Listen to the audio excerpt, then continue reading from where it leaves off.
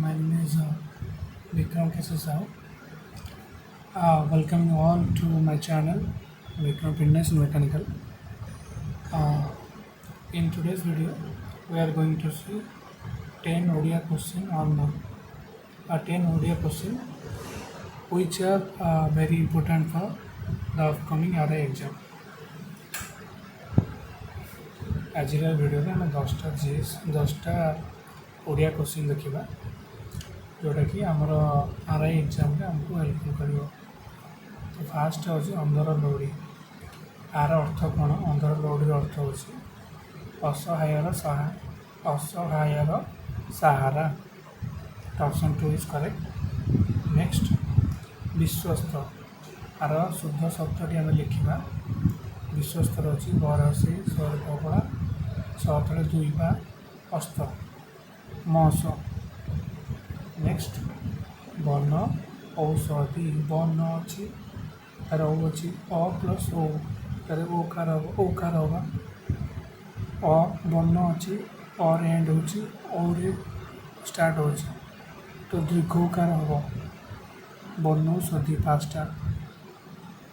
ସରି ଓକାର ହବ ଓକାର କିମ୍ବା ଓକାର ଯେହେତୁ ଓ ଅଛି ଓକାର ହବ ଓ ଥିଲେ ଓକାର ହେଇଥାନ୍ତା। ଓକେ। ବୌଦ୍ଧ ଶବ୍ଦର ବିଶେଷଣ ରୂପଟା କ'ଣ? ବୌଦ୍ଧର ହେଉଛି ପୀଠ। ନେକ୍ସଟ ଧନୁର ପ୍ରତିଶବ୍ଦ କ'ଣ? ନା ଧନୁର ହେଉଛି କାମୁକ। Option 4 is correct. ନେକ୍ସଟ ପ୍ରସନ୍ନର ବିପରୀତ କ'ଣ? ନା ସମସ୍ତେ ଜାଣନ୍ତି ପ୍ରସନ୍ନ ହେଉଛି ବିଷନ୍ନ।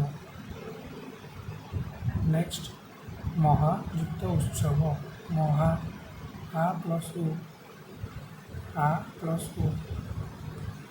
ତ ଓକାର ହବ ତ ମହୋତ୍ସବ ହବ। ଲାଷ୍ଟଟା ଇଜ୍ କରେକ୍ଟ। ଆ ପ୍ଲସ୍ ଓକାର ମହୋତ୍ସବ। ଏଇ ଯେ ଆପଣ କେମିତି ଜାଣିପାରିବେ? ଆପଣ ସନ୍ଧି ବିଚ୍ଛେଦ ଦେଖିଲେ ଆପଣ ନିଶ୍ଚିତ ଜାଣିପାରିବେ।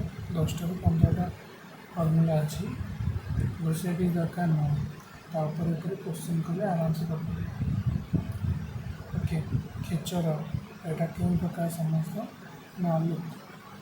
ଯେଉଁଟାକି ଚେଞ୍ଜେସ୍ ହୁଏନି ସେଇଟା ଏଇଦର କ'ଣ ହୁଏ ନା ଅଲୁକ୍ ହୁଏ ନହେଲେ ବୌବ୍ରୀ ହୁଏ। ତ ଏଇଟା ବୌବ୍ରୀ ଏଇଟା ନା ଅଲୁକ୍।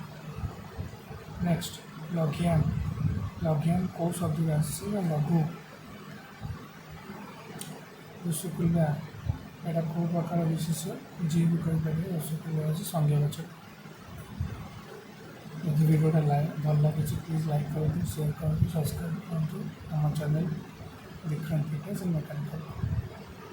ଆଉ ଧୈର୍ଯ୍ୟ ରଖନ୍ତୁ ଆଉ ନିଜ ଯୁଦ୍ଧ କଣ୍ଟିନ୍ୟୁ କରନ୍ତୁ। ଆଜି ନହେଲେ କାଲି ଆପଣ ନିଜର ଲକ୍ଷ୍ୟକୁ ପହଞ୍ଚିଯିବେ। Thank you.